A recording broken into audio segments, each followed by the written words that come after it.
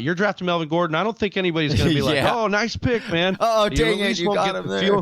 You won't get the feel goods when you draft him, but maybe, maybe there's a path.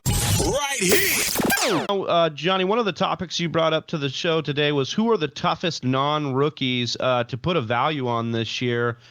For me, I kind of look at these second-year players, especially second-year wide receivers, because rookie wide receivers are, they just take a while to get acclimated. And so second-year guy, one of the guys I wanted to bring up was Paris Campbell. We were talking a lot about Paris Campbell last year in Indianapolis. And I think with, Phillip Rivers coming to town, Paris Campbell kind of fits a guy that could be a possession wide receiver for Phillip Rivers. So I think maybe we see a breakout this year. And he's a forgotten guy. He's a forgotten guy. Yeah. And another guy I wanted to talk about was N'Keal Harry. With Cam Newton coming to town, Cam Newton's style is such that he's not very accurate.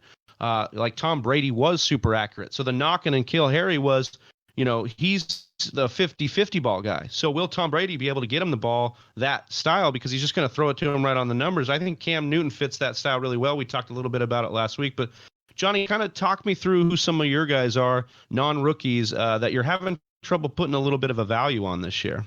Yeah, so for me, I was looking through here, and there are a couple that scare me in the beginning. I love the ones that you chose because I was looking towards the back end of the draft, and then I was like, well, those are more dart throws. So I like what you did there, but I do also want to bring a guy that I'm going to be real honest with. I'm not exactly sure where I need to rank him. And that is Melvin Gordon. Melvin Gordon is a really, really talented running back. We know this. We know what he did in San Diego as far as the consecutive years of just putting up beastly numbers for fantasy at the running back position, and then what happened last year, with the holdout. But gets paid to go to Denver. We know that they are going to run the ball. They had a ton of offensive weapons brought in this over the offseason, so they really are planning on having a solid offense. Now, this is kind of funny. Melvin Gordon, over the last few years, these are his touchdown totals, right? So he came into the league, he had 0, which was like the big goose egg, like 0. How did he end? Then he bounces back in a big way, right? Has 10. Then in his third year, he has 8. And then in his fourth year, he has 10 again. In his fifth year, he had 8 touchdowns. So dare I say he's going to have 10 touchdowns this year, and that would not surprise a lot of people. So then I'm like, oh, maybe Melvin Gordon. Maybe I'm too low on too low on Melvin Gordon. I need to raise his his value. And then I just cannot get over the fact that Phillip Lindsay is still there. Phillip Lindsay is still a really, really good running back. Now, I do think that Melvin Gordon could get you to the 10 touchdowns really, really easily. But I have this sneaky suspicion that they really want to use, Phillip Lindsay in a multitude of ways. And I'm not sure how much of the receiving back capabilities Melvin Gordon is going to get there, even though he's had 50 receptions, in for the LA Chargers for multiple years. So I don't know where I'm going to ultimately put him. It just...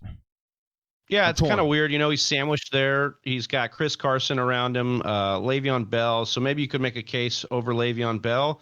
Don't think you could make a case over Chris Carson. You've got Todd Gurley there, who probably projects to be a bell cow in Atlanta.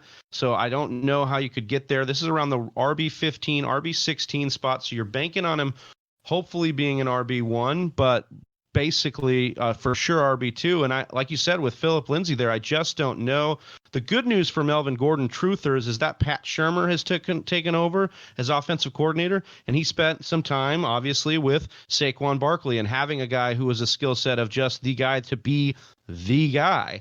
And so we'll just have to see how that plays out. I do love the Melvin Gordon pick here though, Johnny, because look, the first 4 rounds are super important in your draft. And Melvin Gordon's a guy you're going to have to be staring down the barrel of, probably coming in and saying, look, I got to make a choice on my first RB or my second RB here.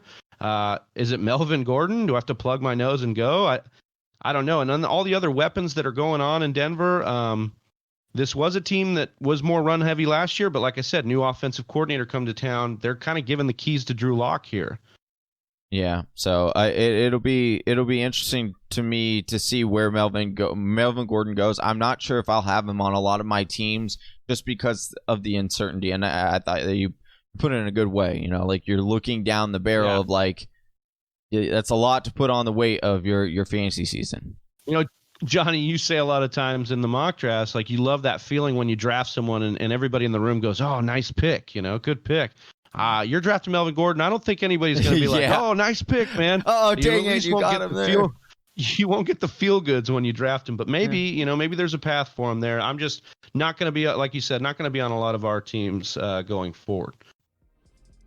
Thank you for listening to the Fantasy Whisperers podcast. You can hear more from John and Travis on Google Play, SoundCloud, and iTunes. You can also follow us on Instagram, Facebook, and Twitter at TF Whisperers.